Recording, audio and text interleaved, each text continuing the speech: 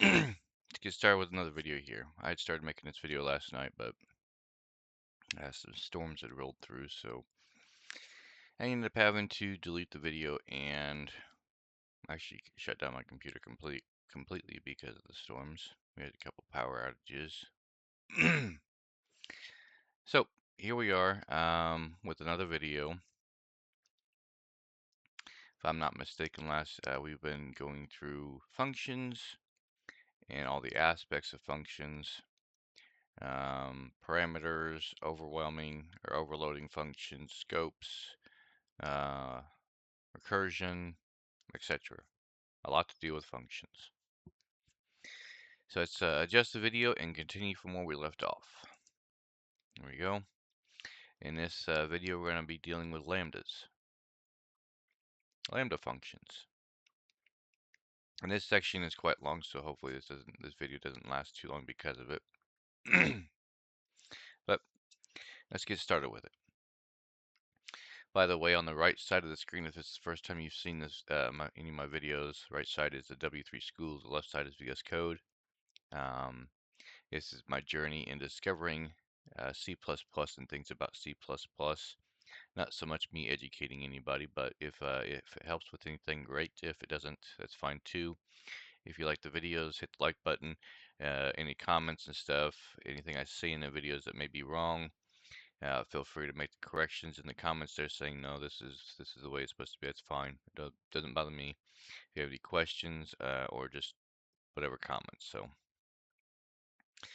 lambda functions. A lambda function is a small anonymous function you can write directly in your code. It's useful when you need a quick function without naming or declaring it separately. Think of it like a menu function on the fly. The syntax for this is, I'm going to put this over here, capture, then parameter, and then the code itself. And this will end up getting rewritten so you understand how it works in a function, so forth, so on. Next part of this, don't worry, we'll explain what capture means later because this is the first time we are using capture, so we just don't have a definition or an understanding at all of capture. For now, let's just use an empty pair of brackets. So when we write our lambda or our function on the fly, we'll just use a empty pair of brackets until we understand what capture is. So basic lambda example. In this example, we got a message here. It holds a lambda function. It prints a message to the screen. So I've already cleared out what we had here before. I don't even remember what was in this for the previous video, but that's fine. So let me go ahead and type this example in here. Auto message is our variable, is the square brackets, parentheses, and then curly brackets, and the output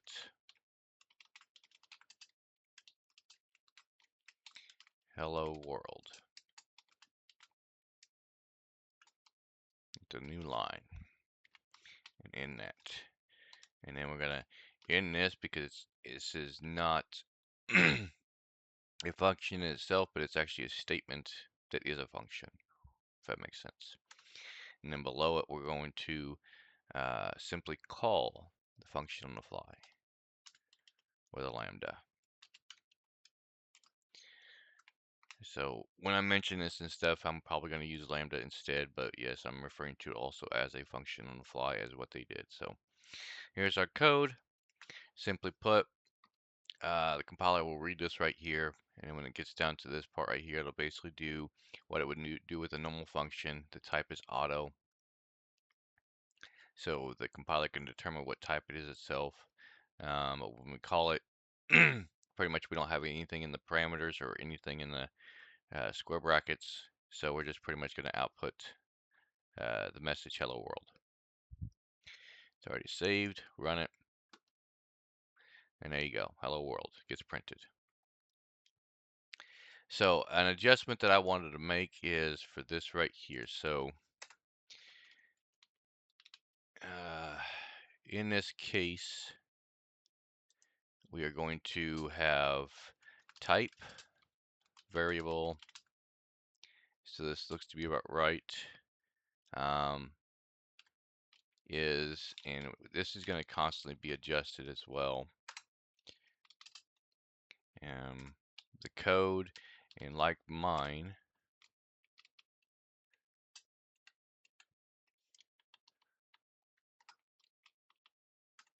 there we go.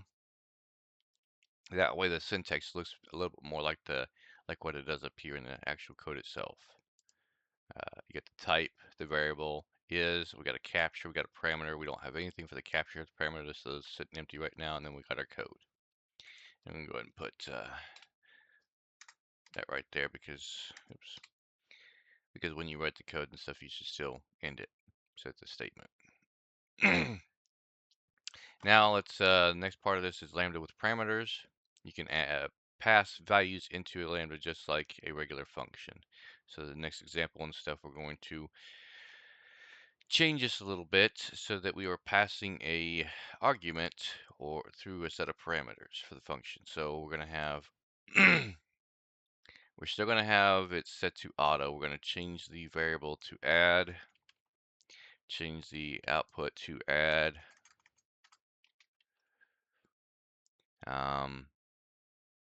And we're going to change or add a set of parameters here. Type integer A and type integer B.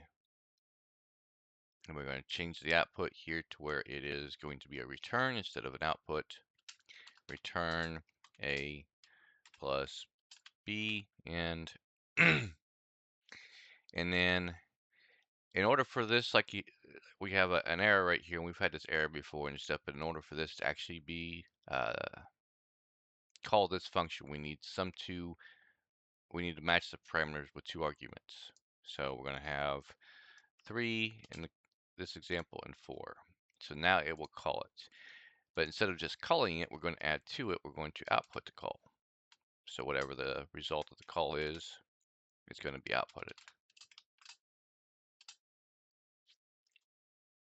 All right. There's our example all put together.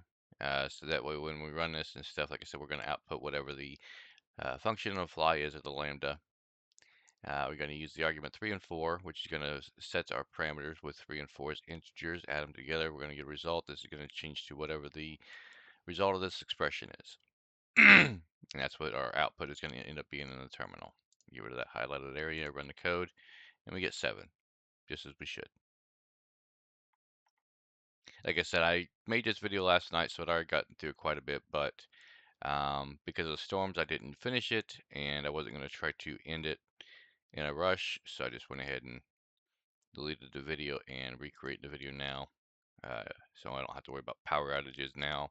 Where last night, yes, I would have ran into a power outage, not exactly sure where along the video would have been, so I just figured it was safer just to prepare for the storm and recreate the video today.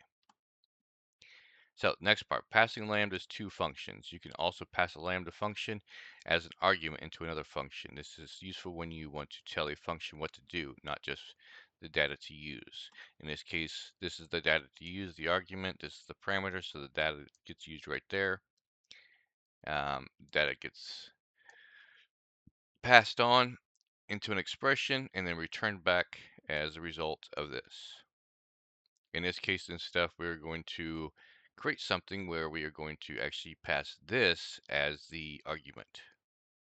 So let's get started on this. First thing we need to do according to this example is we need to add another library. So include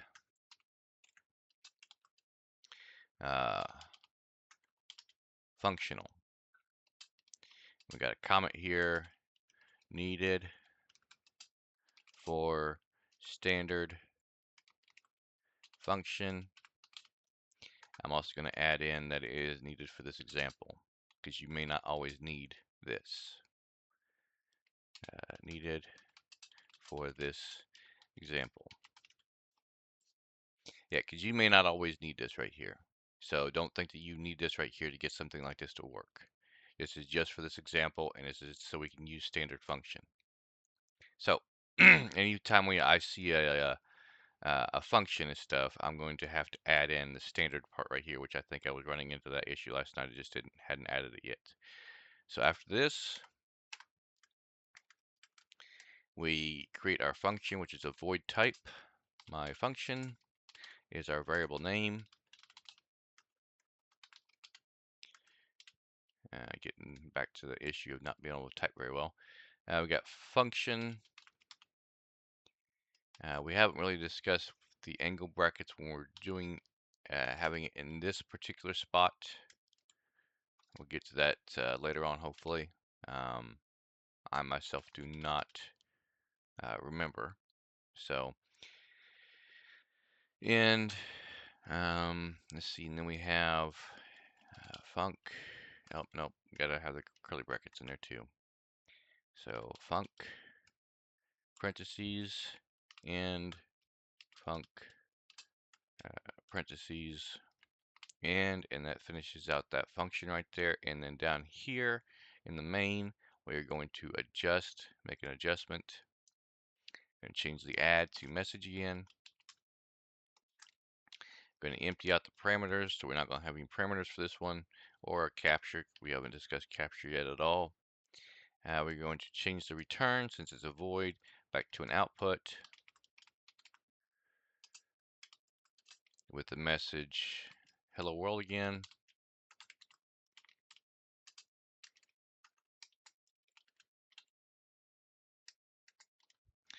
New line afterwards, and in that line of code right there, that statement. This down here, I'm not going to make any adjustments to it because we are completely changing. Actually, yes, I'll just make the adjustments to it. I'm going to get rid of all this and change this to the name of the void function. And then I'm going to get rid of this and change the parameter, the argument here for message. Okay. And save. Okay, so in this sense right here, we have one issue right here, which if you recall and stuff, we had to add this in there. So we need to remember that needed for standard function, and since the examples most of the time, especially in this one right here, is using namespace std. So this does not know what it is because I do not have the standard in front of it. Standard function. And that cleans that up. So we have a void function here with the variable name, my function. We have a type right here, which is a function, standard function. The void, the parentheses, all this stuff right here, I am not familiar with. I know void means empty, but in this sense, I do not know. We have the angle brackets, which I'm not familiar with 100%. The void, I am somewhat familiar with as we're using it right here, but I'm not familiar with it in this sense. And the parentheses, which I'm not 100% familiar with either. So it's there for the example. We're just going to ignore that for now. But we have a type, which is a function, and we have a variable name for this type, which is a function, or not function. I'm sure it's short for function, but it's func. I'm going to just call it func. And then we have code or body or definition for the function, which is func parentheses, which kind of more looks like a func with a function with a set of parameters in it. So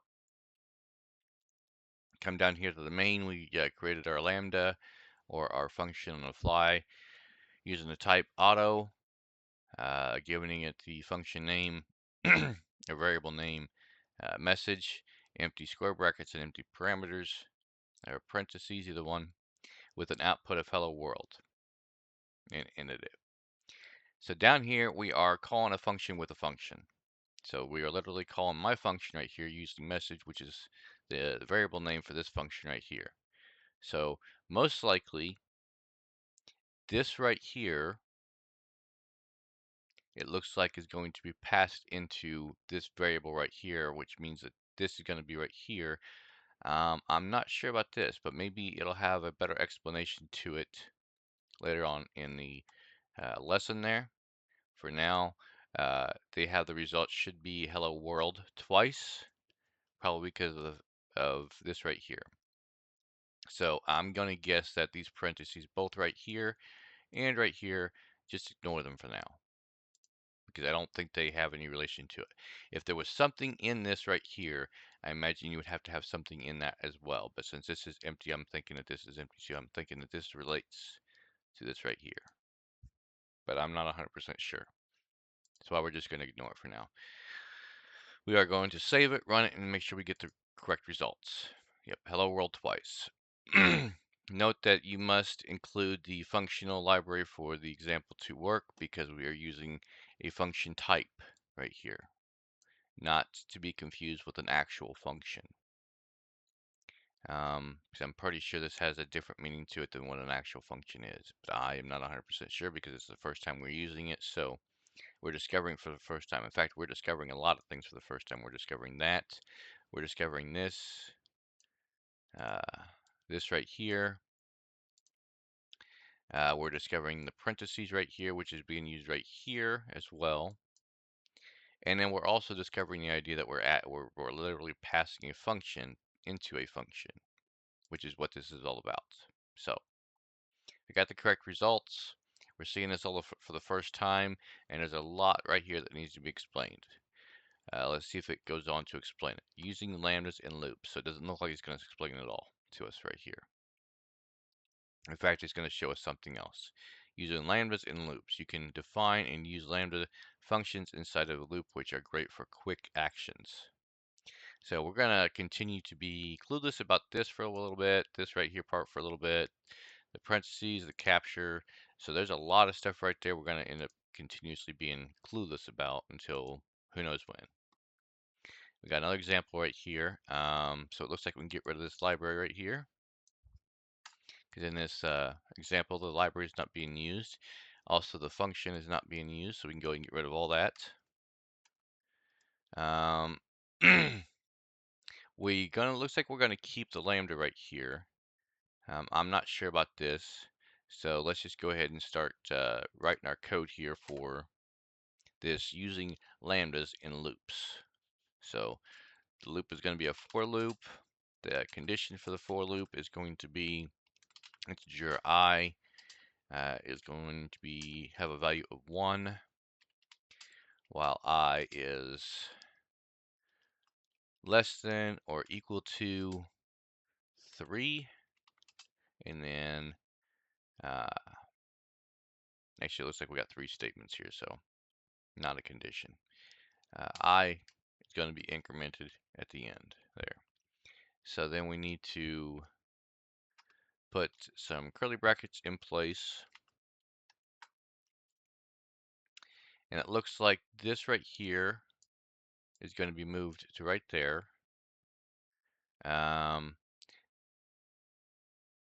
We also need to move our curly brackets to right here. Get rid of this line of code. Let's go ahead and catch back up here. We're going to need this right here moved over to here. Gonna delete that right there to make the code a little cleaner. It does look like we're going to take advantage of this. I'm going to go ahead and hit enter right there to get that to the next line. Hit enter again to create space for our code. And we're going to have an output right here. Standard output with a message number. Continuing it. We're going to have I, the integer I, in there right after the message there.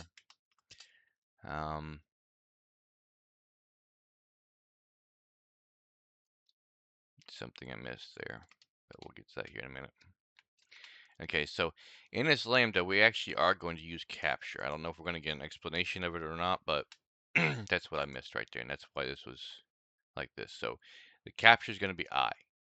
But yes, we don't have a definition, understanding. We're just kind of following along with the example for right now, and maybe it'll give it as a definition and better understanding of capture later on. I don't know. So far, our code matches though. Actually, it does not. We're going to replace the variable name for this lambda slash function on the fly with show. So we got a for loop. The statements for the for loop is I is 1, while I is less than or equal to 3, increment I at the end. So, and then we got the lambda with the type auto still, variable name show. Got a capture here with I, so we're going to capture the variable I from the for loop. And it looks like we're going to output a message with I. It looks like we're going to do it at least 3 times. Yeah, 3 times. Each time at the end and stuff is going to increment. So it looks like 1's going to be printed up, 2's going to be printed up, and 3's going to be printed up. So it's going to print up actually number 1, number 2, and number 3. Now we need to call the function, looks like. So this right here is going to be changed to, actually it's just going to be deleted because this is going to actually be inside the loop. Because we need to call the function multiple times. Show, it needs to be inside the loop but outside the function itself. And this may be getting a little bit confusing for some people. Yeah, I know it's kind of getting confusing for me. I'm trying to follow along the best I can. I believe our code is finished right there with calling the loop or calling the lambda. Like I said, we're going to call it once, even though we're going to get 3 outputs for it. 3 messages, number 1, number 2, and number 3. So when we call it, it's going to run through this loop, printing out this message 3 times in the terminal. 3 times because of I starts at 1, while I is less than 3. It'll run through this loop until I ends up being the same as 3, incrementing each time. It runs the loop. End of the loop is down here. The end of the lambda is right there. So that's why we got to call this within the lambda. If we call it outside, I'm not sure what would happen. We can play with that later, though. Anyways, so we got it all saved. Let's go ahead and run it. And yes, we get number 1, number 2, and number 3, showing us how to use a lambda inside a for loop. So now we've used the lambda. We have used the lambda inside of a function, calling the function with a lambda inside the function. And now we are using a lambda inside of a for loop. So a lot of discoveries just right here alone with functions and lambdas both. Moving on. Now maybe we get a understanding of the capture. So the capture clauses, square brackets, these right here.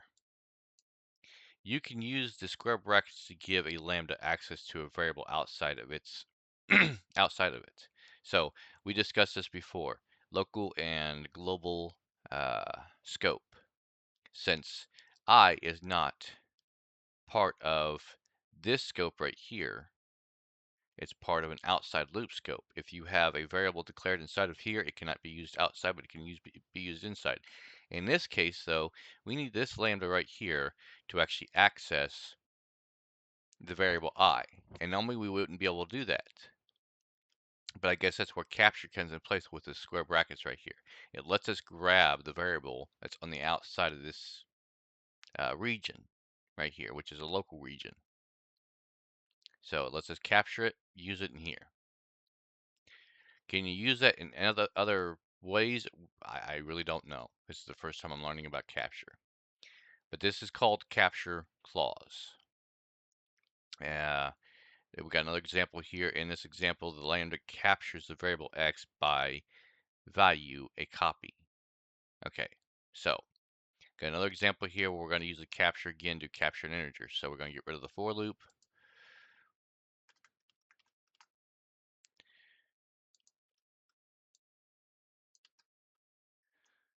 Let's go ahead and go back to there, and then we're going to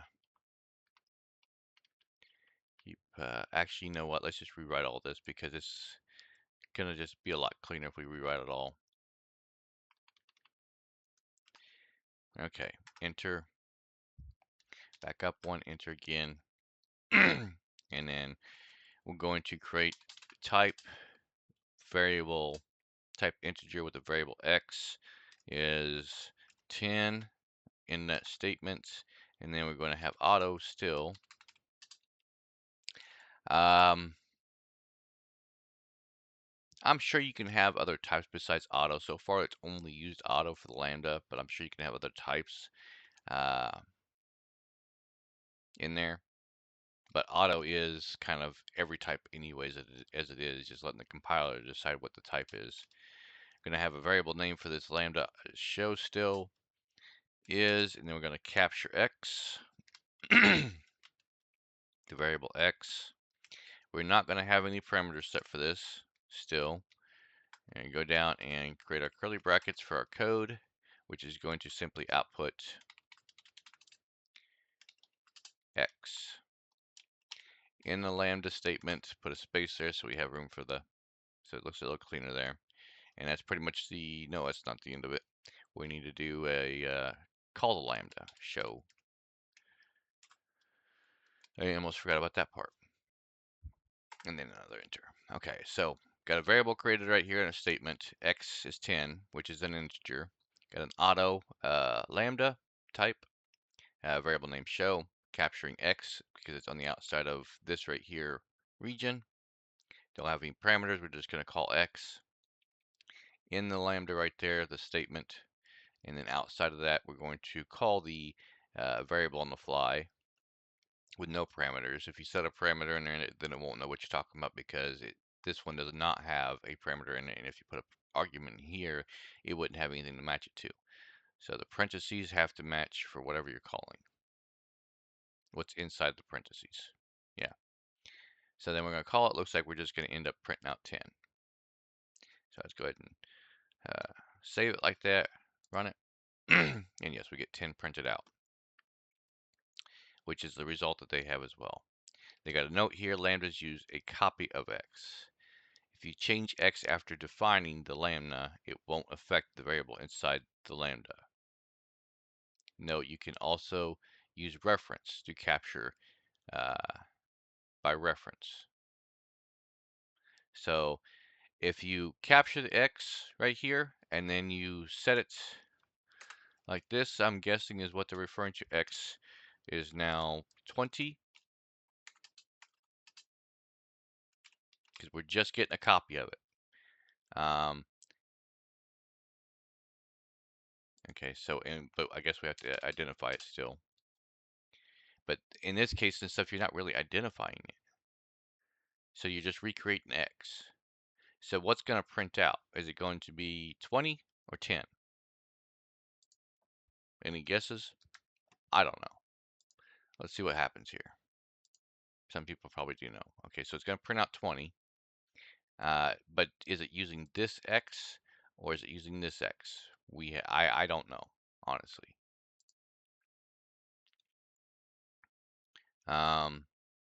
I'm guessing the reference, the note right here, you can also use reference. So if we end up changing this to the reference right here, get rid of this right here,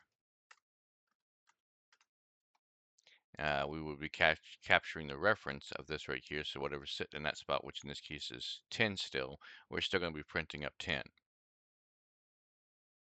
Same thing as if you went back and changed this to the reference, you'd be printing up whatever's in that location. So you'd be capturing whatever's in that location right there or printing up whatever's in that location right there. This is still just a copy, so if you change it after the fact, I don't know. Like I said, there's not a lot of explanation on this right here. In my other resources, I imagine there is, but for now, it's just the idea that we're discovering it. So, looks like it's going to give us an example, capture by reference. If you want the lambda to use the latest value of a variable, not just a copy, you can use reference to capture by reference. This means that lambda will work with original variables, not a separate copy. Give me a second.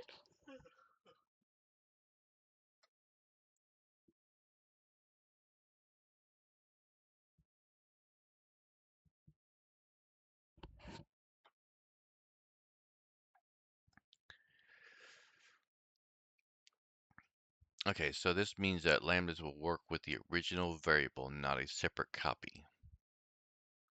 Okay, and we got another example right here. So let's see what they're referring to and see how it comes out. It looks like it's going to be the same way as what I've just typed in there before,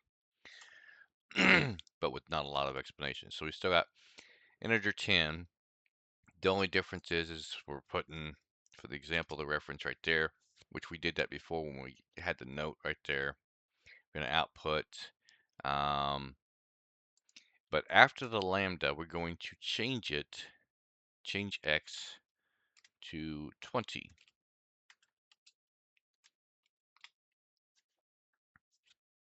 So what's it going to print up, 10 or 20? Because 20 is after the lambda.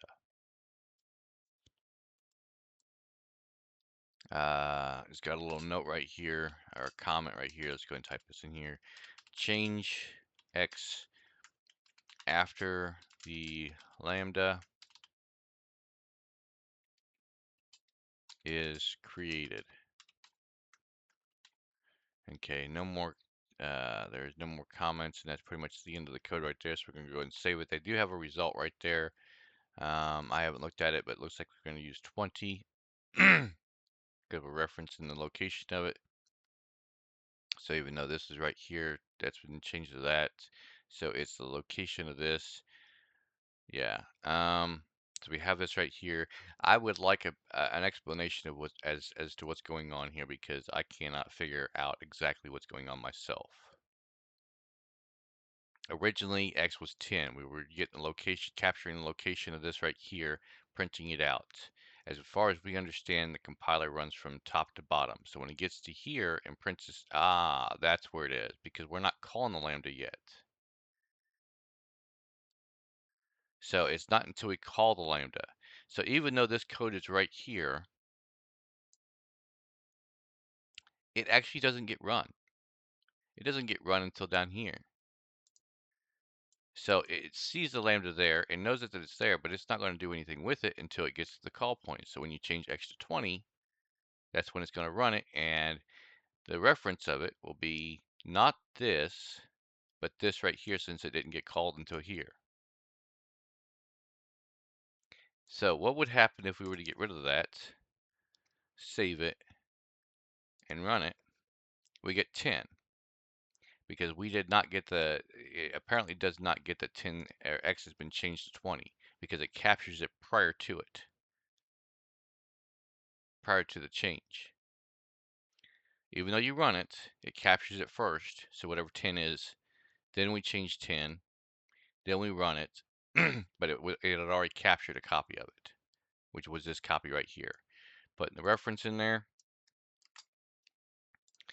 Now, it's still going to capture this right here, but this is not going to be the value, because that's not what's in this location.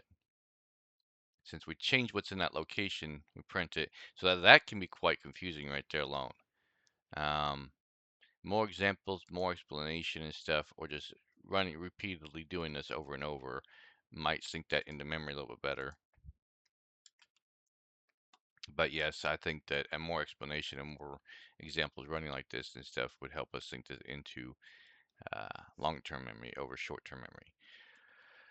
Let's see. I'm gonna yawn again. I don't know why. Probably because we're talking so much. Anyways, why? The lambda sees the original x variable. So when you change x, the lambda uses the updated value because of the reference point. It should add that in there because of the reference point, because we were referencing x. Because it does not have an explanation as to why it does it this way and not the other way with or without the reference. Because we still changed x before the call. So does that mean this is capturing, so when we get to this right here point, it's automatically set into 10 when we don't have the reference in there? And then when we call it, it runs the lambda. But if we're referencing the location and stuff and we change it, it's capturing x, but not the value. So when we change it, maybe that's what it is. More explanation of that would be very nice. Like I said, that's why I'm using multiple sources. We haven't gotten my other sources yet. Okay, moving on. Regular functions versus lambda functions. Both regular functions and lambda functions let you group code and run it later, but they are used in slightly different situations. Use a regular function when you plan to reuse the function in multiple places. Yes, that was great for an array and everything else and stuff if you want to print out everything in an array, if you want to do multiple math problems, etc., etc. If you have a long list of code and everything, and you have 3 different functions and you're calling each one of them multiple times through the long list of the main function, yeah, a lambda, you can do that and stuff, but if we need to call it right here in this part of the code down here, over this part of the code up here, that would be why you would use a lambda, a quick function, basically to run something or do something. I want this added up to this real quick, print it out real quick, or give it to this function, or I mean, all kinds of different directions. Like I said, something I've mentioned in multiple videos, I think, I know in my earlier videos, code is literally just a set of instructions for a program to operate. Set of instructions given to the compiler reads it all, the processor processes it, it finds these instructions and does what it needs to do, memory wise, output wise, whatnot. So something to very much remember. Okay, the next part of this, you want to give the function a clear, meaningful name. For a regular function, in this case and stuff, we have a clear, meaningful name. What we don't have is a clear, meaningful type. We keep using auto, which may be a great place to use auto because you don't know what's going into the lambda. Where in a function and stuff, if you don't want a double in the function, you want it to be an integer. When you run a double into the function, it's going to drop off the decimal points and return just an integer. So the logic is long or complex. So use a regular function if you plan on reusing it multiple times. If you want a clear and meaningful name, or I'm also saying if you want a clear and meaningful type as well. I have nothing against auto. I think it's greatly used in this right here. You can use it in functions as well. You can use it for just about anything. But if you needed to do something specific to where you don't want the double anymore, you want the integer, then you're going to have to adjust for that. And then the logic is long or complex. So if you have a huge function, a function up here, function, and oops, that's not what it's supposed to do. A function up here that literally has code stretching down to here. I'm sure that you could write a lambda for that, but it would be better off just to have the function set and it go through this body right here, this definition right here, instead of it in the main. But again, it just depends on what your program is doing. So a lot of this and stuff is just showing you, we're just exploring, discovering things, and how you use it is up to you. How I use it is up to me. Okay, use a lambda function when you only need the function once. So you're not going to run it multiple times. You only need it once. You need to do this real quick and stuff, and then we'll go back to using that one up there. The code is short and simple. This is short and simple compared to what a function really can be. Oh, I wish I would stop y'all at 3 odds in a single video. Okay, so in the last part, you want to pass a quick function into another function. So, 3 reasons. You only need to use it once. Short and simple code. Or to pass a function into another function, sort of thing. I'm sure by now and stuff you can use your imagination to come up with all different kinds of ways to create instructions for a program to run. If you cannot, I would definitely, and you're wanting to do something like this, I would definitely exercise both your imagination and your creativity to start writing out code. Me, I would plan on doing that same thing right there, but I would like to know as much as I possibly can about C++ first. That way I know I have all the variables, all the options to do all this stuff. I also need to build this into memory too. That way when I'm struggling to figure out how to get something to do what I want it to do, it gives me more options to figure that solution out. Okay, last part of this. Both of these examples do the same thing. They return the same sum of two numbers. It looks like a regular function right here, which simply adds two integers together and returns it. And a lambda function, it does the same thing. It has two parameters in it with two integers, a and b, returning a and b after it's called. So an internal function, an external function, a regular function, a lambda function. Function on the fly, a more permanent function. It's going to continuously do that over and over. Both of them will do the same thing. That's both very simple code, but you can see that lambdas, like I said, in this case we have um, an integer that we're capturing. Can we use void on this as a type? Let's find out. It does not look like so. Incomplete type. Void is not allowed. Okay. Can we use int? Integer. Yes, but not suitable conversion function from lambda. Okay, so auto may be the only type you can use in lambda. I don't know yet. It's just all it gave us and it didn't explain that part. I was just exploring, experimenting, trying something out.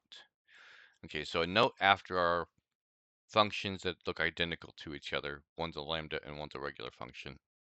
Note that lambda version is great when you don't need to reuse the function later. It's quick and works well inside blocks or a argument to other functions. So lambda version is great when you don't need to reuse the function later. It's quick and works well inside blocks or as an argument to another function. And that's pretty much the content it has so far on lambdas. I'm sure there's a lot more detail, a lot more information you can find on lambdas to help you understand them better because, yeah, it explained a lot. We discovered a lot, but there's still, I'm sure, a lot more. In fact, I know there's even more to deal with functions than what is so far explained because this is the very end of our section on functions. Next, we're going to be moving into classes, which is something completely different. So, um, when I get through all this and stuff, I will go into another source that I'm using to learn C++. I'm sure they have a huge section on functions, a huge section on lambdas to help understand this stuff. Not to mention the fact that I know that I'm going to have to go through it. It'll be a second time going through that source. This is a second time going through this source for me, and I'm relearning things or learning things for the first time, discovering things for the first time, rediscovering things, etc., etc. I am trying to get it built into my long-term memory so it morally comes natural to me. Just as natural as 2 plus 2 or talking or eating or knowing the meaning of words that I keep using. So, moving on. Um, this will be the section we start up on our next video. I knew that the lambdas would last a little bit because it was a decent sized section. So this is where we're going to end up ending the video right here with C++ oops. Which starts into our classes section. We have now finished up functions. So again, if you like the video, click the like button. If you have any questions or comments, go ahead and leave them. I can't guarantee that I can answer them. If there's anything that I've said or done that you disagree with, that's perfectly fine. If you want to put that into the comments, it doesn't bother me whatsoever. I may not reply to all the comments. I may not even see all the comments, but they're there for that. If you want to make a correction to something I've said, that's perfectly fine as well. Like I said, I am not teaching. I am just sharing my journey of learning C++. And as you can see, I am learning some new things, relearning some new things, discovering some stuff, rediscovering some stuff, just trying to get this built into natural memory. So, um, yeah, I think that'll be it, and I will catch you in the next video.